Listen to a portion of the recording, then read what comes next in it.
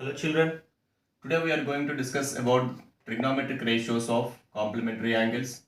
So we can take here one right angle triangle ABC. So angle B equals to 90 degrees and give the names here. We can mark as a theta, opposite of theta we can mark as x. Next one more angle we are having as 90 minus theta. So other than the right angle, the rest of the angle we can mark here 90 minus theta and the hypotenuse can be taken as z. So how we got this 90 minus theta? Let we can take here, we have three angles, angle A plus angle B plus angle C equals to 180 degrees. In this angle A we have taken as theta plus angle B is 90 degrees plus angle C equals to 180. So from this, angle C equals to 180 minus theta minus 90. So angle C equals to 90 minus theta. So we have marked angle C equals to 90 minus theta. From this, now we write the trigonometric ratios separately. First we can consider here 90 minus theta. 90 minus theta is opposite side is y, adjacent side is x, and this is a z, hypotenuse is z. So first we can write here sine of 90 minus theta. So sine 90 minus theta, 90 minus theta is locating at the place of vertex. For this the opposite side is y. So y by hypotenuse is z.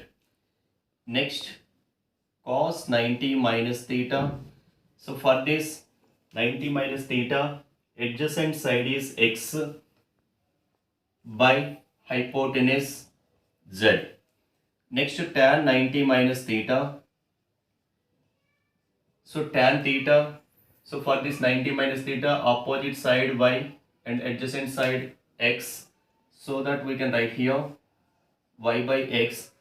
Now cot 90 minus theta, cot is the reciprocal of tan, so that we can write as x by y.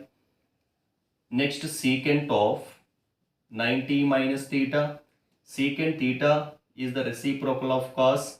So cos 90 minus theta is x by z, so that we can write here z by x. And the next cosecant of 90 minus theta, cosecant is the reciprocal of sine.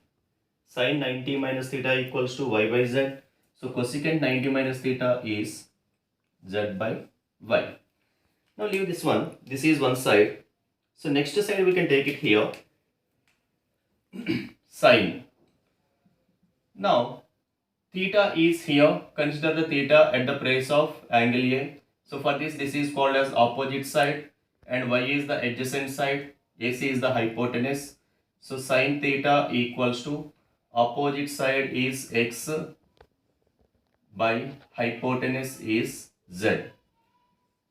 Next to cos theta equals to cos theta adjacent side by hypotenuse. So y by z.